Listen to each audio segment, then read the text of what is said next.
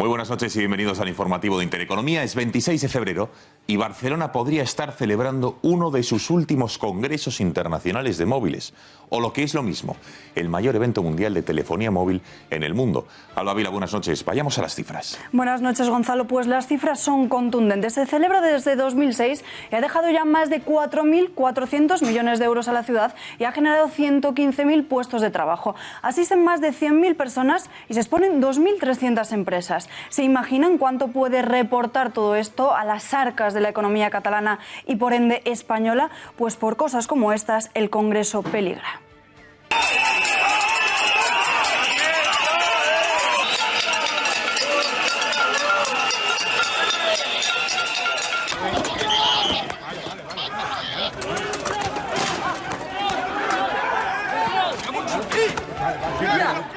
Es algo difícil de entender. El rey de España, nuestro jefe de Estado, acude a Barcelona a apoyar el mayor congreso que se celebra en nuestro país y 4 descerebrados separatistas deciden sacar las cazuelas a la calle, hacer sonar los clasón de los coches, repartir lazos amarillos entre los congresistas, colgar pancartas por toda la ciudad con representantes como Ada Colau o el presidente del Parlamento, plantando al rey por discrepancias ideológicas. Que se lo digan a tantos empresarios, hoteleros, hosteleros, familias que viven en parte de eventos de esta índole, que viendo la irresponsabilidad de los separatistas están a punto de despedirse de este grandísimo evento.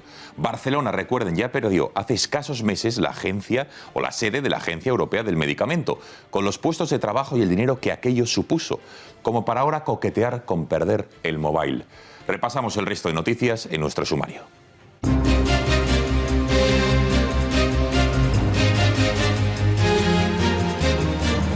Detenido el supuesto autor del doble crimen de Susqueda y su hijo. Han sido, como les digo, retenidos como principales sospechosos del asesinato de Paula Mas Pruna y de Marc Hernández el pasado 24 de agosto en el pantano de esa localidad. 6 meses después, los Mossos les han detenido. Un hombre de 60 años, vecino de una localidad cercana al pantano y con antecedentes penales también por asesinato. Magdalena Álvarez, la que fuera ministra de Fomento durante la legislatura socialista de José Luis Rodríguez Zapatero y exconsejera de Hacienda en la Junta de Andalucía, ha declarado hoy por el caso de los ERE. Se ha desmarcado de ser conocedora de cómo se realizaba la concesión de estos expedientes de regulación de empleo. Está imputada por un delito de prevaricación y reconoce que en 2004 hubo hasta 70 transferencias de financiación. En página internacional, el próximo domingo los italianos están llamados a las urnas. A 6 días de las elecciones, el panorama que está encima de la mesa y que vaticinan las encuestas son o centroderecha o bloqueo. La crisis migratoria es el principal tema que está marcando esta campaña, un argumento bastante recurrente por la formación de Silvio Berlusconi.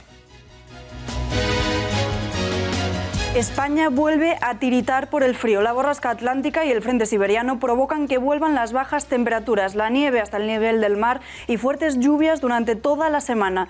La borrasca y la masa de aire de origen siberiano, según la Agencia Estatal de Meteorología, chocarán, provocando que el martes haya un descenso térmico y nevadas que seguirán extendiendo por todo el país.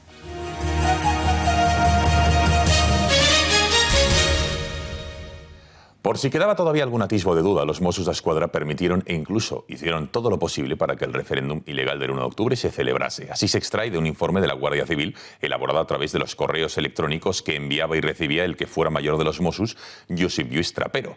En este informe se aportan documentos que muestran cómo Trapero enviaba y compartía información oficiosa para que los impulsores del 1 de octubre estuvieran al tanto de los planes del Estado para intentar impedirlo. Y a través de otro correo recibido por Trapero el 23 de septiembre se estudian las movilizaciones convocadas por las organizaciones separatistas de ANC y de Òmnium Cultural del día anterior ante el Tribunal Superior de Justicia de Cataluña. Todas estas informaciones llevan a la Benemérita a concluir que existía coordinación absoluta entre los agentes autonómicos y los organizadores del referéndum ilegal. Correos electrónicos, actas y dosieres internos de los servicios de información de los Mossos revelan que diseñaron una estrategia operativa, el Plan Ágora, un proyecto secreto destinado a cubrir apariencias ante el Tribunal Superior de Justicia de Cataluña y el Ministerio del Interior. Tras leer todos los mails del exmayor de los Mossos d'Esquadra, la Guardia Civil concluye en un informe que Josep Lluís Trapero facilitaba información y documentación constantemente a sus superiores políticos y que permitió la celebración del referéndum a pesar de que sabía que era ilegal. Aún así, el pasado viernes la Audiencia Nacional dejaba en libertad a Trapero a pesar de declaraciones como esta. No se da cumplimiento, es a la petición de Guardia Civil de que se haga esa protección de 40 metros, porque era materialmente imposible, sin causar un grave problema de seguridad ciudadana y de orden público. En las que reconoce que no se cumplieron las órdenes de la Guardia Civil porque, según él, era imposible. En esa misma sala, el exmayor le decía a la magistrada Carmen Lamela que el procés estaba completamente al margen de los Mossos. Algo poco difícil de creer cuando su mayor responsable decía esto. Y la Policía de Cataluña, pues entre sus funciones, si hay unas elecciones, también tiene la salvaguarda de la seguridad y permitir que cualquier ciudadano pueda votar. También desveló que días antes del referéndum, policías y políticos independentistas tuvieron reuniones para valorar la situación. Puigdemont, Junqueras y Forn se sentaron enfrente de Trapero, su entonces número 2, Ferran López, y los comisarios Molinero y Quevedo. Trapero reveló que la parte responsable de los Mossos le advirtió a los políticos que era previsible que el día 1 de octubre hubiese mucha tensión en la calle. Citamos palabras textuales: violencia, conflicto o problemas de orden público y seguridad, a lo que personalmente Puigdemont respondió que había que seguir adelante con lo que ponía en su programa electoral.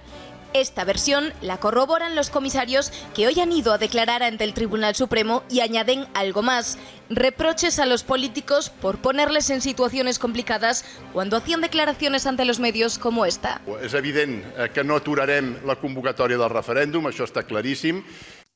Y presten muchísima atención al siguiente vídeo. 2 ciudadanos arrancan carteles independentistas en la ciudad de Arenys de Mar y los Mossos, lejos de ayudarles, se enfrentan a ellos e incluso aseguran con retintín que seguro que son de Ciudadanos. Otro ejemplo más de la pasividad de los Mossos ante el independentismo. ¿Te quitas un momento? ¿Qué se hace? Estamos limpiando. Estamos quitando todo lo que tiene que ver con propaganda independentista, con plásticos, con...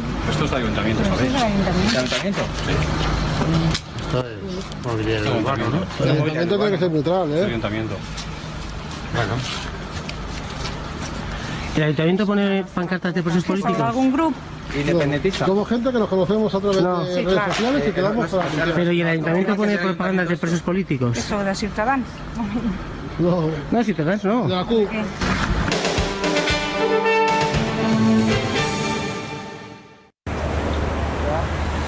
Son imágenes del Congreso Internacional de Móviles que se está celebrando en Barcelona. El rey Felipe, lo ven, ha inaugurado este congreso en la ciudad condal con la ausencia de los 3 representantes del gobierno de Cataluña. Ni Ada Colau, alcaldesa, ni Roger Torrent, presidente del Parlamento, ni la Generalitat han recibido a su majestad e incluso estos 2 últimos se han negado a asistir hoy mismo a los actos en los que estuviera el monarca. Lo hacen a modo de protesta por la defensa de Felipe VI que hizo el pasado mes de octubre de la Constitución, del Estatuto de Cataluña y de la legalidad española. La polémica por la representación institucional de Su Majestad en la Feria de Móviles ha levantado y suscitado todo tipo de polémicas. Felipe VI se ha mantenido firme ante la amenaza separatista e incluso afirmaba que la cooperación institucional era totalmente necesaria. No está siendo fácil la visita de Felipe VI a Barcelona con motivo de la inauguración del Congreso Mundial de Telefonía Móvil. Ada Colau y Roger Torrent no asistieron a la recepción oficial al monarca celebrada el domingo, un desplante que no ha sentado nada bien al rey. Pero ahí no quedó la cosa. Más tarde, durante la cena de bienvenida, Felipe VI tuvo que soportar los desplantes del presidente del Parlamento al ser el único que no aplaudió su discurso. Torrent tampoco se cortó para lucir un lazo amarillo en la solapa delante del jefe del Estado. Una vez más, un acto apolítico se convirtió en la enésima reivindicación independentista.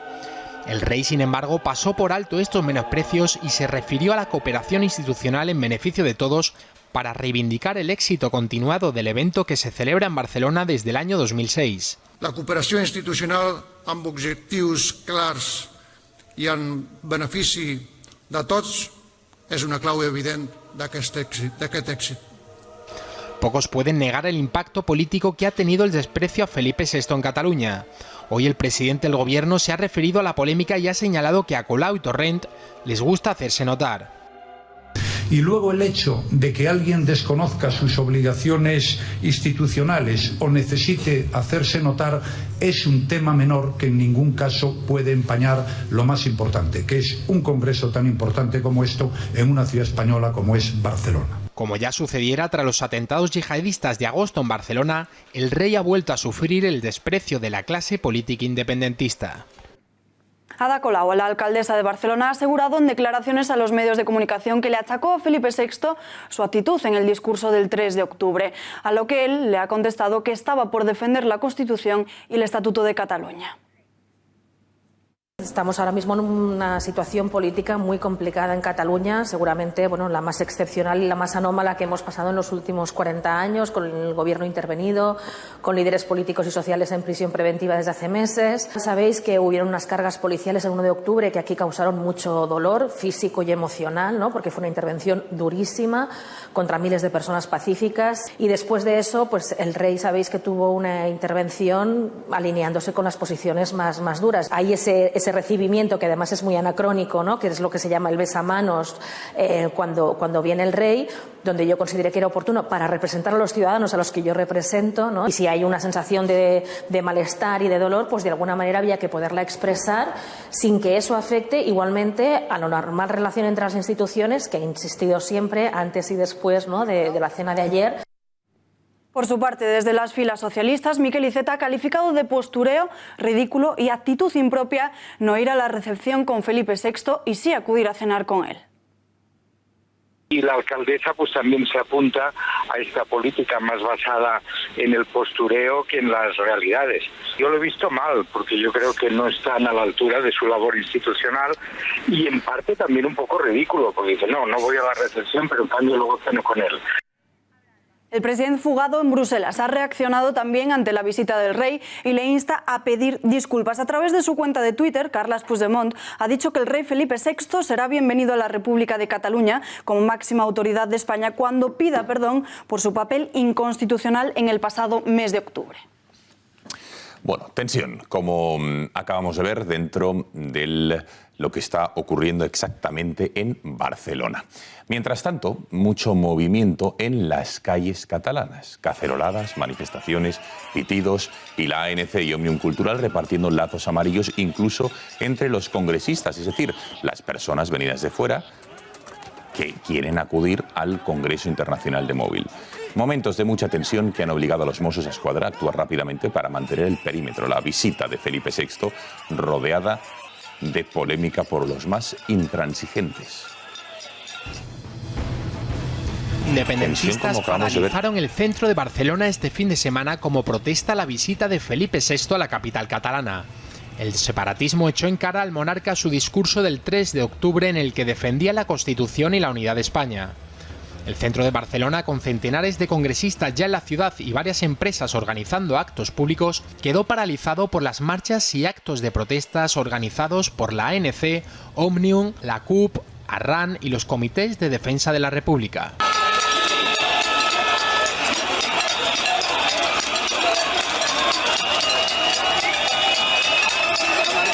En los exteriores del Palau de la Música, donde se celebró la cena de bienvenida del Mobile World Congress, los Mossos d'Esquadra tuvieron que bloquear la Vía Laietana para contener a los manifestantes.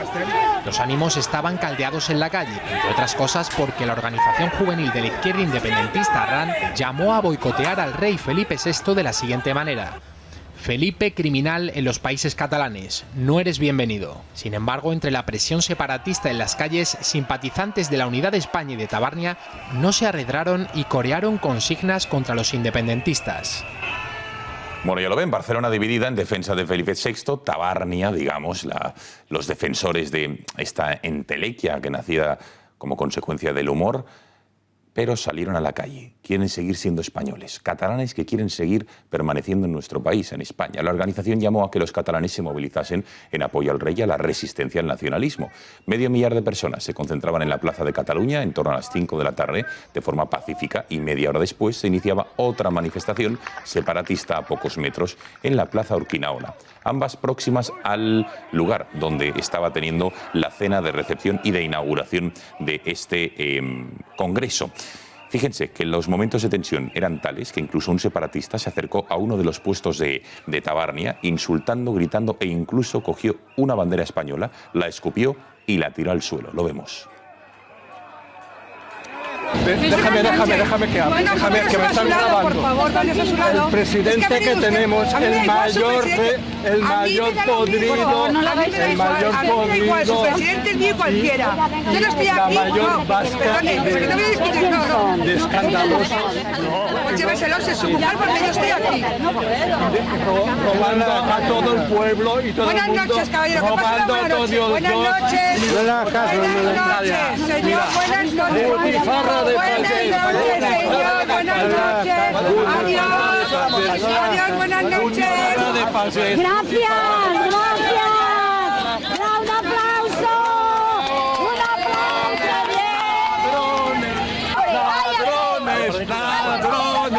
Ladrones. Mira, esto para toda la puta mierda de España. La puta ñ de la mierda. La puta ñ.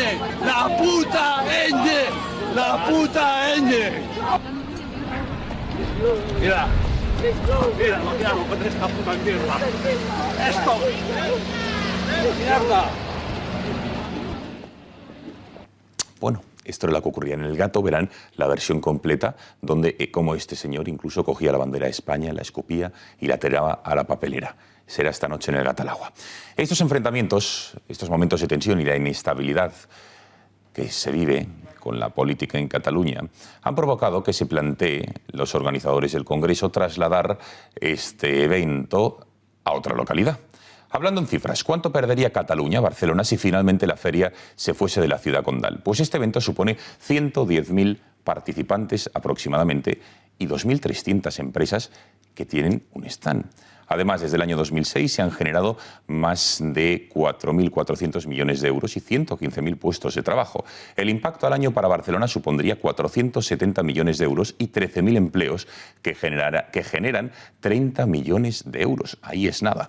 Veamos ahora en ocio y restauración, porque por ejemplo Adecco genera, dicen, 15.000 puestos y 50 millones de euros, y Airbnb, la plataforma de alquileres de pisos, calcula su beneficio en 40 millones de euros. Para hablar de todo ello, tenemos conexión con Jaime Ozores, es socio de Odgers Bergson. Señor Ozores, buenas noches.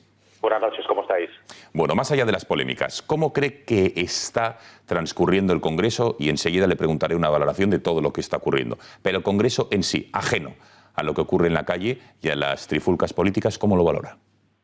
De momento, con toda normalidad. De momento, en el primer día o las primeras horas o día y poco, está transcurriendo con total normalidad de momento. Ciudad de Barcelona la organización de un evento de este tipo, porque ya nos explicó una vez en este informativo que el turismo congresual es el que más dinero deja a las arcas de una ciudad como Barcelona. Sin duda, es un escaparate el que tenemos con el Mobile, y después de diferentes eventos y macroeventos que hemos perdido en Barcelona, el Mobile ahora mismo, la estrategia de la marca Barcelona se basa en el Mobile World Congress. Entonces es un escaparate para eso. Entonces, la única cifra sí preocupante que se vivió previo al Congreso ha sido que, comparativamente hablando, una semana antes del Mobile, pues como sabéis, el año pasado y las 4 ediciones anteriores estaba al 100% y todo ocupado prácticamente hasta pasado Tarragona, y este año pues estaba al 90%. Evidentemente Barcelona ya está al 100% empezado el Mobile, pero es el único indicador que se vio preocupante para el sector directamente, además de la caída de precios. Pero está transcurriendo de momento con normalidad, a pesar de todas las polémicas en la calle. 10 puntos de diferencia respecto a un año en otro no es para echar las alarmas, ¿o sí, señor Ozores? No, pero como hemos hablado en otras ocasiones, si recordáis, sigo insistiendo que lo más preocupante es la caída del precio medio. Es decir, no nos podemos dejar llevar, por ejemplo, por los resultados del año pasado, sin ver cómo ha caído el precio medio. Está muy bien que sigas vendiendo mucho, pero si cada vez estás vendiendo a precio más bajo, es lo que realmente Madrid ha estructurado muy bien en los últimos 2 años, ¿no? Entonces, hay un 90% de ocupación previa al Mobile, que ahora debe ser el 100%, veremos los datos al terminar, pero sobre todo es la caída de en torno a un 22-24% del precio medio. Bueno, para que la gente lo entienda, un congreso de estas características no solo repercute en lo que ocurre en el interior del mismo, las presentaciones, la potenciación de los diferentes operadores telefónicos o de las marcas, sino que también a Barcelona, al empleo, a las contrataciones, los restaurantes, la hostelería en general, los hoteles, las tiendas, todos se benefician, ¿no, señor Ozores? Absolutamente. O sea, partiendo de la base de que es prácticamente imposible coger un taxi estos 4 días en Barcelona. O sea, los taxis realmente hacen su resultado para el próximo trimestre, todo lo que son negocios indirectos, restauración, ocio, entretenimiento, y sobre todo no solo Barcelona, es algo que quiero insistir que, como ha pasado otros años, llega incluso hasta Tarragona. Si la zona de influencia a unos 100 kilómetros, 100 y pico kilómetros de Barcelona, se ve beneficiado por ese impacto económico indirecto. Y más allá de eso, me gustaría destacaros también, que no podemos dejar de mencionarlo, es que en paralelo al mobile, y ha ido cogiendo mucha forma, han ido apareciendo otros congresos que se retroalimentan del mobile. El más importante es el de emprendedores, que tiene lugar en el recinto de Feria de Barcelona, en Plaza España, que es el 4 Years From Now, que va cogiendo un peso súper importante y que sería un impacto indirecto en la ciudad que no es nada menospreciable en cuanto a inversión y en cuanto a gasto y consumo medio de este turismo corporativo. Pero este congreso, señor Ozores, ya tiene fecha, ya se está celebrando, ya se ha celebrado otros años. Se celebra los mismos días y lleva 4 años celebrándose. Sí. En las mismas fechas que el mobile. Sí, nació como algo un poco auspiciado por el mobile y por la propia Fira de Barcelona. Está dentro del recinto de Fira de Barcelona y ahora mismo hay una presencia de 20.000 visitantes y unos 2.000 y pico proyectos emprendedores y de startups de todo el mundo presentándose allí. Sí. Y señor Ozores, ¿se están notando los altercados y las discrepancias políticas que se están produciendo? Es decir, ¿los congresistas que acuden a este evento son conscientes de lo que está sucediendo dentro? Bueno, son conscientes porque evidentemente la prensa internacional, el impacto mediático que hemos tenido ha sido muy alto, la gente te pregunta, le quitas hierro, pero dentro del Congreso no se está viviendo para nada, es algo bastante alejado. Se está haciendo yo creo que muy bien por parte de fuerzas y cuerpos de seguridad aquí en Cataluña, de que queda un poco muy restringido. El error yo creo que ha sido es que en el aeropuerto sí que se les ha dado y se les está dando una bienvenida poco amable, pero creo que eso ya está solucionado, eso fue el primer día solo. Bueno, ya por último, ¿con qué datos de turismo ha cerrado 2017 Cataluña? ¿Se está notando en estos 2 primeros meses del año 2018 algún tipo de mejora o repunte o seguimos con la tendencia negativa de, sobre todo, el último cuatrimestre del 17? Se notó una tendencia positiva al llegar las fechas de rebajas y navideñas, pero no retomando los buenos datos hasta el mes de septiembre del 2017. Es decir, si recordáis cuando hablamos, se notaba un decrecimiento en el mes desde el 1 de octubre, bastante importante. Ese decrecimiento se ha parado, no estamos decreciendo más por los datos que tenemos en Odgers y de nuestros clientes del sector hotelero y sectores anexos, pero tampoco estamos creciendo. Es decir, estamos en muy flat todavía, muy lineales, ¿no? Jaime Ozores, muchísimas gracias por haber atendido una vez más a este informativo y buenas noches. A vosotros, buenas noches.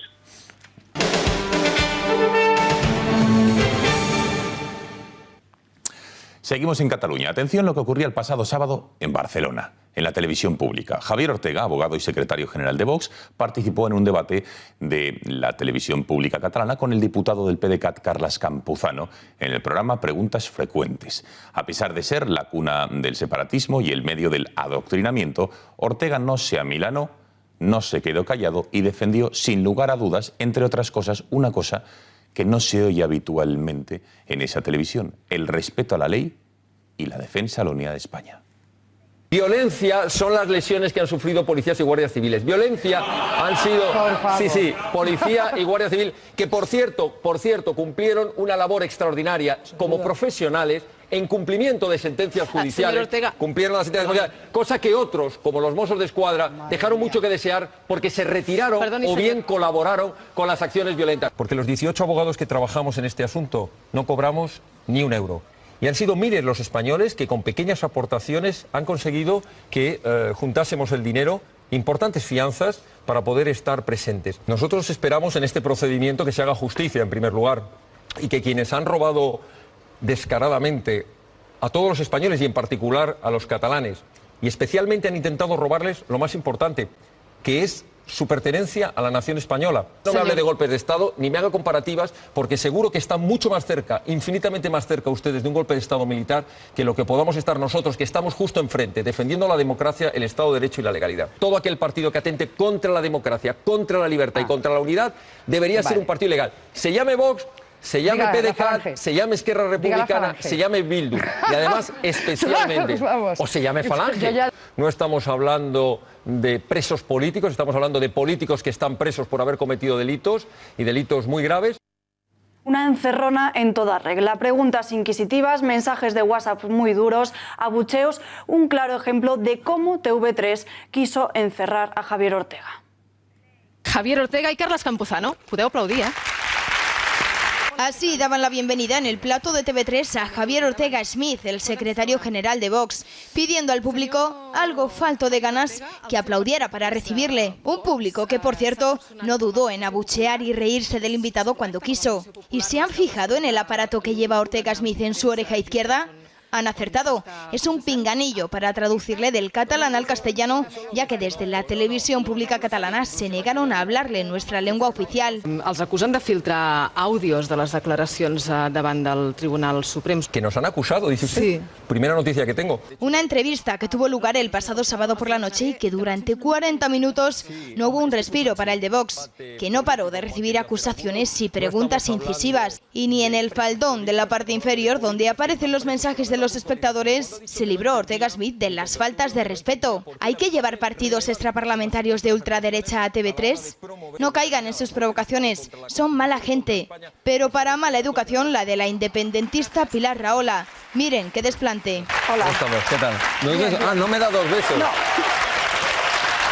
Bueno, no le preguntaré por el Valle de Arán. Puede hacerlo cuando la próxima. Al menos el secretario general de Vox pudo dejarles claro a los separatistas la versión que ellos no ven sobre el proceso, pero que sí apoyan miles de españoles. Bueno, y un aspecto más de los que representan la punta de lanza del independentismo, del separatismo. Pep Guardiola, la Federación Inglesa avisaba el pasado fin de semana al entrenador del Manchester City con abrir un expediente por portar el lazo amarillo en protesta por los políticos presos en cada partido que juega su equipo. Guardiola ha hecho caso omiso y se le ha vuelto a poner este fin de semana en la final de la Copa de la Liga. Guardiola vuelve a aprovecharse del fútbol para hacer política. La Federación Inglesa le advirtió de que debía quitarse el lazo amarillo, pero Pep desafía al fútbol británico. Este domingo el técnico catalán volvió a lucir el icono en la final de la Copa de la Liga. No solo eso, simpatizantes independentistas repartieron miles de lazos entre los aficionados del City. Sin embargo, la mayoría de los que se lo pusieron ni siquiera sabían qué significaba. Tras el partido, Guardiola justificó su postura y calificó de nuevo a Junqueras, Forn y los Jordis como presos políticos. Before a manager, I'm a human being, so I'm a person. So I think in England knows very well what does it mean.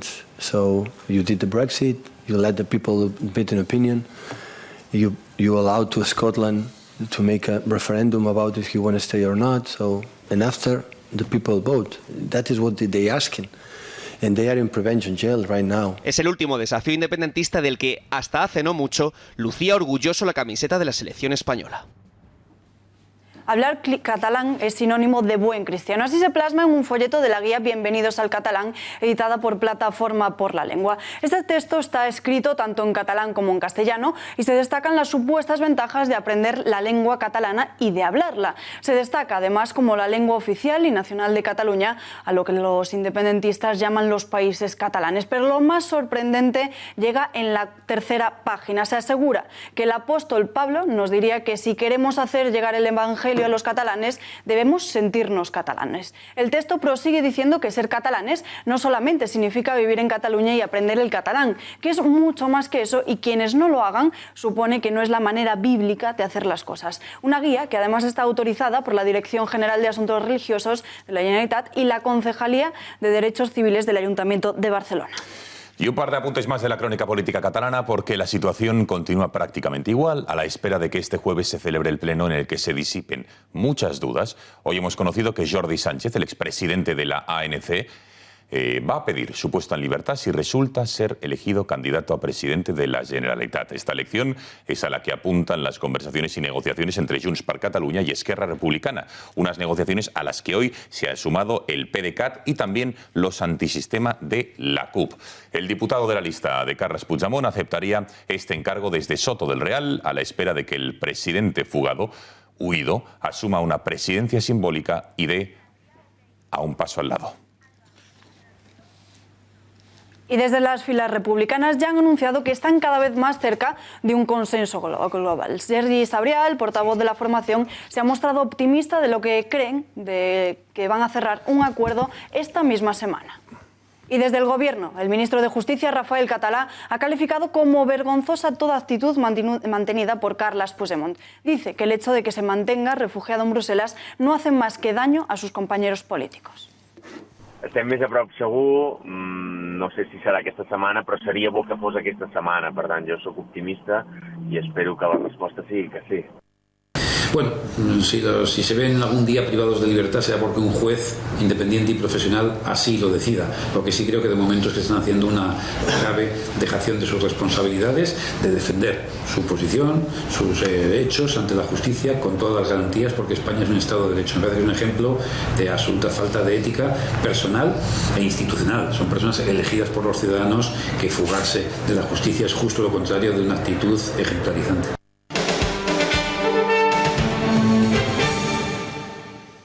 Más asuntos. Y la pasada semana veíamos como Castellón pretendía que los padres primerizos valencianizasen el apellido de sus hijos. A esta iniciativa se suman ahora también desde el País Vasco.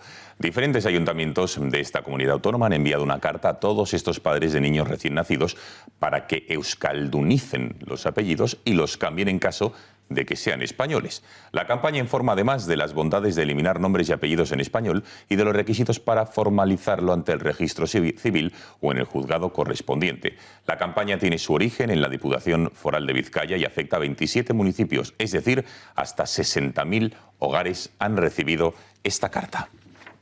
Y en una localidad vizcaína de Santurce, homenaje a un etarra. Lander Mauri, asesino de un guardia civil en 1997, salió este último viernes de la cárcel de Dueñas, en Valencia. Durante el fin de semana, con la llegada de este miembro de ETA a su pueblo, fue recibido a vítores por sus amigos, familiares y vecinos. Escalofriante que las manifestaciones de apoyo se producían a pocos metros del mismo lugar donde la gente había fallecido por culpa de este sanguinario etarra. Recuerdan estas imágenes a las vividas hace una semana en Adoain, en donde también se elogiaba a dos etarras a pesar de haber sido rechazado por el Parlamento Vasco. La presidenta de Covite, Consuelo Ordóñez, ha denunciado el homenaje en Santurce tras haber salido de prisión este etarra después de 20 años. Bueno, para hablar de todo ello tenemos conexión con la secretaria general del PP Vasco, Amaia Fernández, a quien ya saludamos. Señora Fernández, buenas noches. Muy buenas noches. Bueno, un nuevo homenaje a un terrorista esta semana en el País Vasco, esta vez en Santurce. ¿Por qué se están todavía permitiendo? ¿Cómo es posible? Pues mire, yo le quiero decir que en este asunto la competencia es del Gobierno vasco.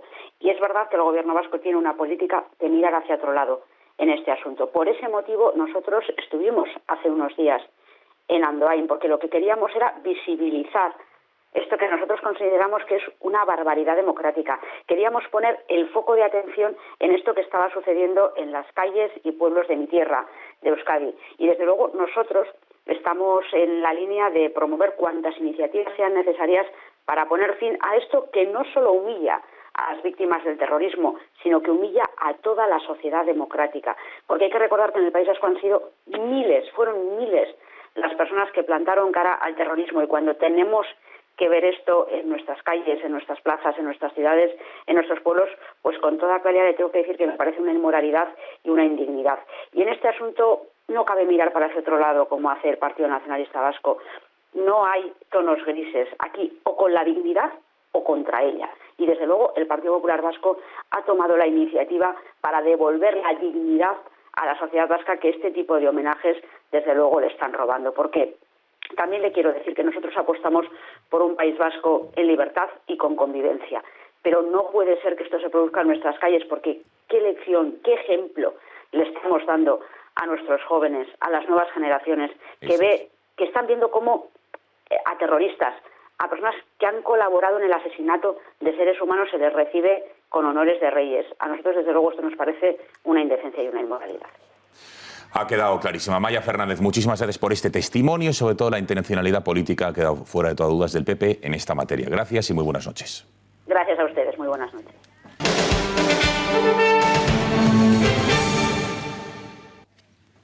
Bueno, dos empresarios han confirmado que facturaron a empresas públicas trabajos que hacía el PP de Madrid. Atención, porque apuntan directamente a Esperanza Aguirre. Vamos a saber qué es lo que han dicho estos empresarios ante el juez. Marta García Villanueva, muy buenas noches.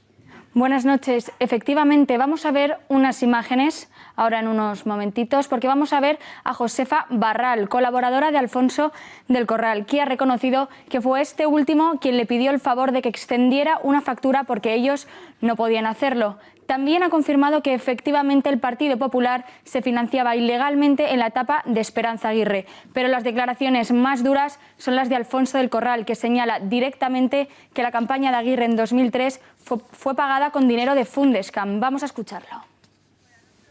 Me llamó Ignacio González, la primera vez me llamaba que estuviera al frente de la campaña de Esperanza. ¿Y quién le pagaba a usted?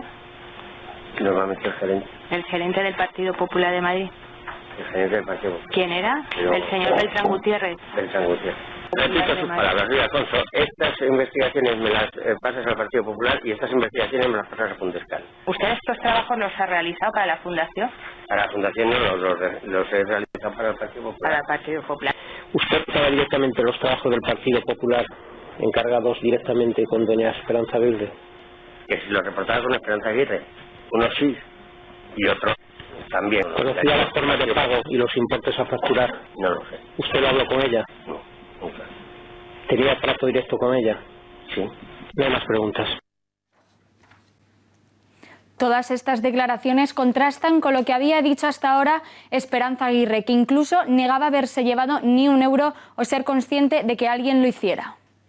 Fíjese lo que ha dicho el señor Granato. Soy consciente de que había una campaña de refuerzo que no era del partido, sino de Esperanza Aguirre. ¿Qué quiere decir soy consciente? Porque cuando salió dijo, ¿pero de qué manta voy a tirar? Si no hay ninguna manta, no ha habido nunca financiación irregular, si es todo, ¿sabe? Y entonces ahora ha cambiado de estrategia. No ¿Cuándo mentía? ¿Cuando salió de la cárcel o ahora? Estoy segura que el presidente de mi partido cree en mi presunción de inocencia. Es que jamás me he llevado un duro ni nada de todo esto. Jamás he tenido noticia de que nadie se lo hubiera llevado y muchísimo menos lo he consentido.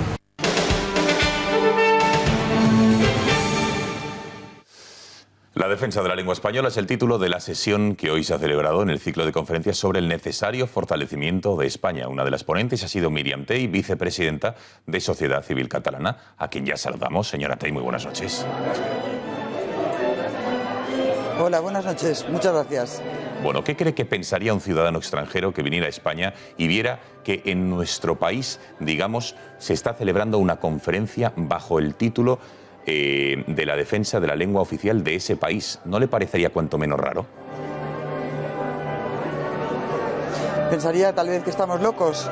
Yo cuando he llegado aquí pensaba que estábamos en una congregación de académicos y resulta que lo que ha acudido aquí es una multitudinaria gente, una cantidad de gente multitudinaria que son de la sociedad civil. ¿Cuál es la situación del español en la escuela pública catalana? ¿Está en estado crítico o goza de buena salud? Los que estamos en estado crítico somos los catalanes, los ciudadanos que queremos aprender y que nuestros hijos se les enseñe en su lengua materna, para empezar, y en la lengua de todos, que es la lengua franca, y que además, por supuesto, aprendan el catalán. Pero allí si pides un 25% del catalán, para el que tenemos derecho, ya lo ha dicho el Constitucional, se nos hacen scratches y a los niños se les señala, otros niños se ponen camisetas de colores diferentes para que se les distinga a aquellos que lo han solicitado. Con lo cual muy pocas familias lo hacen porque muchas veces tienen que sacar a los niños de los colegios e irse a otras poblaciones. Entonces, señora Tey, ¿qué a su juicio cuál o qué se debería hacer para que la libertad vuelva a Cataluña en las escuelas, para que se pueda cumplir al menos ese 25% que dicen los tribunales, las sentencias que nadie está cumpliendo? ¿Qué se debería hacer? Porque parece que se carece de voluntad política para ello, ¿no? Se debería cumplir la ley, nada más, se debería cumplir y hacer cumplir la ley, porque solamente en la convivencia bajo la ley se puede convivir democráticamente y en buena armonía. Mientras no se cumpla la ley, no se puede dar la convivencia en Cataluña. Y además, yo creo que tenemos que vivir en respeto con los demás, y el respeto es no ser condescendiente y perdonarle la vida a los demás diciendo que entiende su postura porque presuntamente es una víctima, sino exigir la ley y, si no estamos de acuerdo con la ley, luchar por las vías legales para cambiarlas. Pero no se puede dar la convivencia sin cumplir la ley. ¿Y cree que el catalán desaparecería, como dicen algunos, en el supuesto de que no hubiese inmersión lingüística? Bueno, si la ley lo que hace cumplir es un 25% del castellano en la escuela, no creo que por un 25% de castellano en la escuela vaya a desaparecer el catalán. El catalán lleva arraigado en Cataluña muchos siglos y goza de una perfecta salud. Desde la transición hasta ahora el catalán ha sido protegido, ha sido arropado, como es lógico además, porque es una riqueza de los catalanes, pero eso no quiere decir que tengamos que vivir uniformados y bajo la doctrina de unos señores que quieren construir una nación que no existe, porque la nuestra es plural, abierta y bilingüe. Señora Tei, debo preguntarle por algunos aspectos de la actualidad. ¿Cómo valora la actuación de las autoridades catalanas, en concreto la alcaldesa, el presidente de Barcelona, durante el Mobile World Congress que se está celebrando en la ciudad condal? ¿Cree que perjudica la permanencia de dicho congreso en Barcelona? Bueno, yo creo que el Mobile lo que quiere, y las personas que participan, es acudir a una ciudad tranquila, en armonía, que les facilite sus negocios y no una sociedad peleada con manifestaciones en las calles. De hecho, unos hoteleros nos pidieron a Sociedad Civil Catalana que pospusiéramos nuestra manifestación, y así lo hicimos, porque creemos que los ciudadanos de Cataluña, los ciudadanos de Barcelona, se merecen ese respeto y esa atención por parte de la sociedad en general, y es no llenar las calles con nuestros problemas internos, que además son problemas creados, porque en realidad no existen. ¿Cree que con las caceroladas y los enfrentamientos en la calle puede volver la tensión previa a la aplicación del artículo 155? Bueno, el 155 no se ha ido todavía, y yo creo que la señora Colau tiene que ser consciente de que, aunque ella dijo en un momento determinado que sus bases no estaban interesadas en el Mobile o no estaban interesadas en la Agencia de Medicamentos, yo creo que sus bases, en realidad, como alcaldesa, somos todos los ciudadanos de Barcelona. Y a los ciudadanos de Barcelona nos interesa que los hoteles estén llenos, que la economía funcione y que estemos abiertos a las ofertas que nos hacen desde el resto de Europa y del mundo. Entonces, cerrarnos como una ciudad provinciana de antes del siglo XIX, yo creo que no beneficia a nadie. Miriam Tei, vicepresidenta de Sociedad Civil Catalana. Un gusto volverla a saludar. Gracias y buenas noches. Muchas gracias, igualmente. Más asuntos desde Madrid, con un ojo puesto en Barcelona. Nos vamos hasta San Fernando, en Cádiz, ya que un azulejo del corazón de Jesús lleva en el Ayuntamiento de San Fernando desde 1941. Pues el Partido Socialista, Ciudadanos y Podemos se han puesto de acuerdo y han aprobado en pleno la retirada de este azulejo, y solo el PP ha pedido mantenerlo donde estaba. Ahí lo ven, en la fachada del consistorio. Sin embargo, hay que recordar que fue el propio PP, durante su anterior mandato, el que aprobó la retirada del azulejo del corazón de Jesús para cederlo al arciprestazgo. Desde Ciudadanos le reprochan ahora querer que los demás grupos votasen en contra de algo que ellos mismos habían propuesto.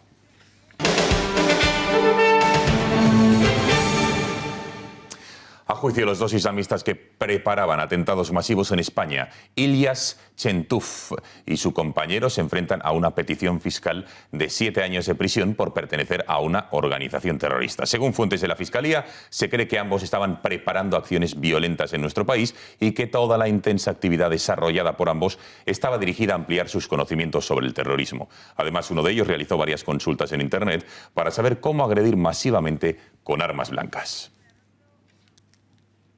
Y nos vamos hasta Mallorca, porque Pau Rigó, de 77 años de edad, ha sufrido un segundo robo por parte de los mismos ladrones. Fue en diciembre cuando se llevaron 35.000 euros y recibió numerosos golpes. Este sábado ha vuelto a recibir la visita de estos mismos ladrones y el anciano no ofreció resistencia y les dio 10.000 euros. Sin embargo, a los atracadores no les pareció una cantidad suficiente y empezaron a golpearle a él y a su mujer en repetidas ocasiones. El matrimonio pudo escapar, se refugió en una de las habitaciones y ante el miedo de que les matasen, Pau cogió una de sus escopetas de caza y mató a uno de los atracadores, colombiano de 25 años. Uno de los asaltantes se ha entregado y los otros dos han sido detenidos por la Guardia Civil. Ahora, centenares de personas piden que el anciano, que está ingresado en el hospital, no entre en prisión. Bueno, para hablar de todo ello y poner un poco de luz a este complicado y espinoso, por qué no decirlo, asunto, tenemos con nosotros a nuestro abogado y penalista de cabecera, Víctor Manuel Seligrat, a quien ya saludamos. Don Víctor Manuel, buenas noches. Buenas noches a todos y a todas, muy buenas. A todos y a todas, muy bien, veo que usted también es inclusivo en el lenguaje. Bueno, cuéntenos, ¿qué es lo que se juzga aquí? Porque este señor, supuestamente en legítima defensa, varias veces había entrado en su casa y finalmente ya una persona mayor, 77 años, a la enésima vez coge y dispara al caco, al delincuente. ¿Esto cómo lo recoge nuestro Código Penal? Nuestro Código Penal, lo primero que tenemos que ver en cualquier investigación, ahora estamos en una fase de instrucción, según lo que las informaciones estamos recibiendo, es ciertamente los hechos acontecidos. En esos hechos acontecidos, si alguien se está defendiendo como persona en su integridad física o de los derechos que le asisten de él o de ella o de persona que esté a su lado, dicho sea en un lenguaje coloquial entendible, es lo que se llama y lo que se puede denominar legítima defensa. Ahora bien, esa legítima defensa tiene distintos requisitos para que se pueda aplicar y estamos hablando de eximentes o atenuantes. Eximentes es que no haya una responsabilidad criminal y atenuantes es que haya una responsabilidad criminal pero atenuada, disminuida en cuanto a las penas. Para que exista en este caso una legítima defensa... ¿Qué quiere decir una responsabilidad criminal? Pues que alguien haya cometido un delito. La responsabilidad criminal es que es decir, por ejemplo, entre familias de determinados delitos es eximente responsabilidad criminal. No hay hecho delictivo, hay responsabilidad civil, pero no penal. Bien. Por ejemplo, imaginemos lo que es un delito societario en una sociedad que sea familiares. Si se presenta una querella por delito societario entre, por ejemplo, familias, directos, hermanos, hijos, en este caso, según el Código Penal, si la sociedad es familiar, no habría una responsabilidad penal, es decir, no habría un delito, habría una responsabilidad civil. O si ese delito existiere, no les afecta desde el punto de vista penal, por la existencia de parentesco. En el caso que nos ocupa, el de hoy, que es la legítima defensa, como podrás observar, como todos vuestros televidentes pueden observar en mis humildes palabras, el derecho es mucho más difícil de lo que la gente cree. Eso es. La gente siempre sabe de derecho y de medicina mucho, pero hay que entrar en el terreno de juego, hay que meterse dentro de la situación. Pues en el caso concreto. En el caso concreto, en ese lenguaje coloquial y entendible y dentro del tiempo, porque suele ser caballo de batalla de los medios de comunicación, tiene que haber una agresión ilegítima, tiene que en este caso repelerse esa agresión dentro de la capacidad y los medios adecuados para ella y tiene que no haber una provocación del defendido para que, entre otros requisitos, la legítima defensa pueda ser debidamente defendida, nunca mejor dicho, en un proceso de investigación o en un juicio oral. Entonces vamos a ver, este hombre que le molieron a palos, por decirlo claramente, le dieron numerosos golpes, se llevaron 35.000 euros, les dio en una siguiente 10.000 euros, empezaron a golpearle a él, a su mujer, y les mata. ¿Esto es legítima defensa o no? Hay que ver si cumplen todos los requisitos que he mencionado anteriormente en virtud de lo que establece el Código Penal. Bueno, ¿cómo sabemos? Colombiano, con lo cual no tenían vínculo familiar ninguno, supuestamente. Pero al margen de esta cuestión, los vínculos familiares de exención de responsabilidad criminal, estamos hablando de temas económicos, es decir, no de temas de que mate a alguien, una persona a otra, o asesinatos, homicidios, homicidios imprudentes. En el caso que nos ocupa, si no me explico con claridad, me haces todas las preguntas. Sí, no lo dudes. Si cumplen esos requisitos que establecen los hechos que he mencionado anteriormente, podría hablarse de una legítima defensa. Pero repito, ningún abogado o abogada que en un proceso judicial, sin saber los hechos que se van practicando a lo largo de las diligencias, puede hablar de una seguridad absoluta. Porque, como sabes muy bien, Gonzalo, cuando alguna persona acude a un despacho de abogados y le dice que seguro va a ganar el pleito, todos sabemos lo que le ocurrió a Seguro, que se lo llevaron preso. La seguridad no existe en el mundo. Vamos a ver, señor Seligrat, ¿qué le puede pasar a este hombre? ¿Qué es lo que la opinión pública sé? Un hombre de 77 años, entra un ciudadano, me da igual de la nacionalidad, en este caso colombiano, de 25, ya es la enésima vez que le roban, que le golpean a él y a su mujer. Harto o en legítima defensa, en defensa propia, coge la pistola, la escopeta y ¡pum!, le pega un tiro. Una cosa es ser harto y otra legítima defensa. La hartura es distinto a una legítima defensa. Bueno, ya yo le digo harto porque no es la primera vez que le roban y que le golpean en su domicilio. Sí, pero es necesario que se cumplan esos requisitos para que se pueda defender esa legítima defensa. Ciertamente, de los hechos que se están escuchando, parece que existe la presunción de que esta persona, además una persona anciana, ha defendido a su persona, a la persona que estaba a su lado, su pareja maneja su mujer y a los derechos que le asisten. En consecuencia, así, en principio, es lo que entiendo. Cada persona, cada abogado es maestro de defender sus cuestiones. Pero en el caso que nos ocupa, ¿qué le puede pasar? Entiendo que lo primero que debe de hacer su defensor, es una opinión desde el punto de vista con todo respeto y en esos términos de defensa y coloquial, sería invocar la legítima defensa. ¿Cómo puede acreditarse esa legítima defensa? Con los hechos que se vayan practicando, las situaciones que tú has comentado. Si eso no se puede acreditar todo ello, entonces estaríamos ante un atenuante. Es decir, si no se cumplen todos los requisitos que he mencionado anteriormente, agresión ilegítima, que se repela en este caso la fuerza con la racionalidad correspondiente y que no hay una provocación del parte del defendido, automáticamente estaríamos en una atenuante. Se lo pregunto de otra manera, señor Seligrat. ¿Cree usted que la legislación española legisla bien este tipo de casos? Porque a mí me parece francamente complicado. El modelo, el espejo es Estados Unidos, donde no hay duda de lo que es la legítima defensa. Bien, y te voy a contestar con la sinceridad que sé que te gusta y que todos vuestros televidentes es así. Entiendo que en el derecho todo es mejorable. Desde el punto de vista, si en España, es decir, cuando hay una buena ley y la interpretación no está bien hecha, ya puede ser la ley muy buena, que la aplicación de la sentencia que se realice no será tan buena. Y cuando una aplicación de una ley es buena desde el punto de vista de la interpretación del juzgador, aunque la ley no sea muy buena, siempre tendremos una sentencia más adecuada. En una palabra ya termino. Los hechos, las prácticas de diligencia, la prueba, que es la reina de todo proceso, es la que va a dilucidar si existe esa condena o esa absolución, y en virtud de ello, los antecedentes de hecho se fundamentan en los derechos y existe un fallo. Señor Seligrat, ha quedado clarísimo y mira que era complicado. Gracias y buenas noches. Un abrazo para todos.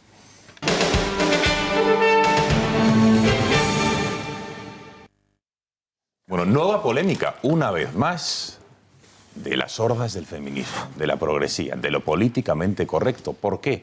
Javier Torres, muy buenas noches. Hay una película de Disney que peligra. Bueno, hay bastantes. Buenas noches, Gonzalo. Desde hace ya bastante tiempo, para los postulados feministas, que es uno de los tentáculos de la corrección política, hay que revisar las obras infantiles, ya sean cuentos escritos o incluso las películas. En el caso de Disney hay muchas de ellas que no están dentro de estos parámetros feministas. Por ejemplo, La Bella Durmiente, ella que es salvada por un príncipe, le da un beso y para las feministas ese beso no es consensuado, por lo tanto podría interpretarse que cabe ahí una violación. La Bella y la Bestia también es otro de los cuentos y de las películas que no pues encajan en estos tiempos para el feminismo, porque dicen que la Bella, aunque es una mujer culta en el siglo XIX para ese pueblo francés en el que vivía ella, acaba la película salvando a la bestia también de un beso. O sea, por lo que se perpetúa finalmente los postulados del heteropatriarcado, que es como ella lo definen. La Cenicienta, que es una mujer, que es una sirvienta y que en última instancia pues, también espera a un príncipe guapo y rico que la salve. O otro de los cuentos, que es Blancanieves, que sufre los celos de su madrastra, pero que solo encuentra cobijo en un nuevo hogar a causa de que se dedica a hacer las labores domésticas, tanto de cocina, Gonzalo, como pues, de sirvienta. Y las feministas, y algún otro, por cierto, en redacción tenemos algún quinta columnista, se escandalizan con todo esto, ¿no?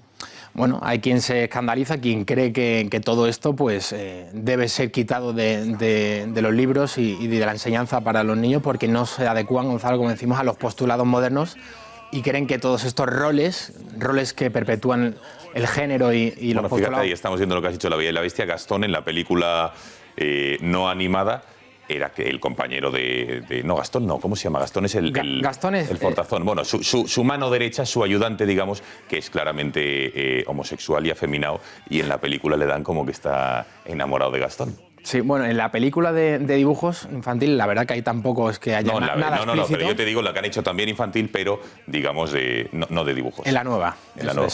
Javier, gracias, buenas noches. Muchas gracias, Gonzalo.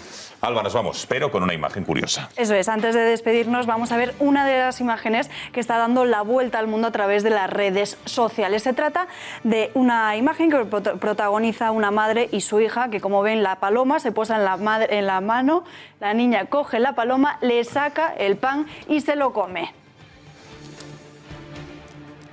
Bueno, con esta imagen de esta niña que no deja que la paloma se coma su comida, ponemos punto y final a las noticias. Ya lo saben, volvemos mañana a las 8:30 de la tarde. Que pasen buena noche. Adiós.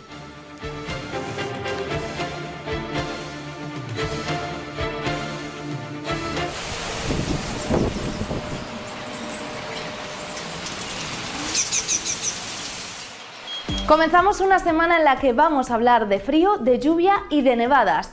De hecho, durante la jornada de este martes ya bajan los termómetros, así que vuelven las heladas a muchas zonas del norte peninsular. Pueden ser especialmente fuertes en áreas de los Pirineos, donde especialmente en el norte de Navarra tenemos aviso por temperaturas que pueden bajar hasta los 10 grados bajo cero.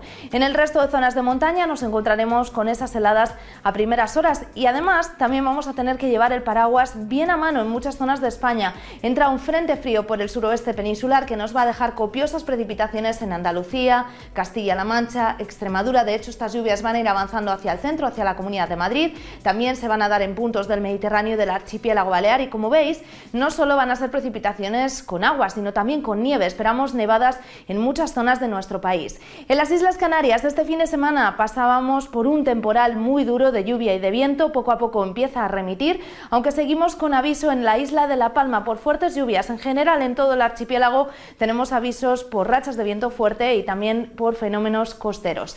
Las temperaturas mínimas bajan, lo hemos visto, a primeras horas nos vamos a encontrar con más frío, también descienden las máximas. No vamos a pasar de los 7 grados, por ejemplo, en la Comunidad de Madrid. En puntos del Cantábrico vamos a estar entre los 3 y 5 grados y a orillas del Mediterráneo también descienden los termómetros, aunque vamos a tener valores algo más agradables.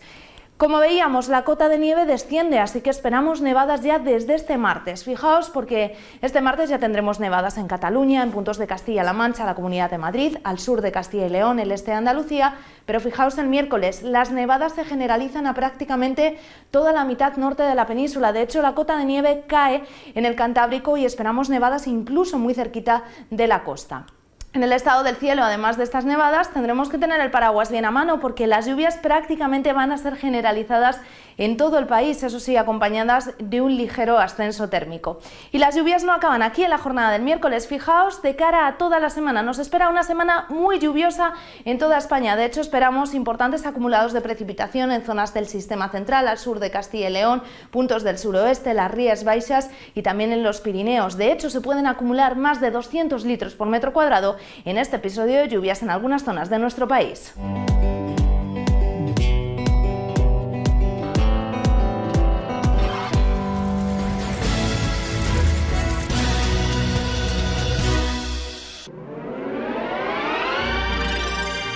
Volvemos en un minuto.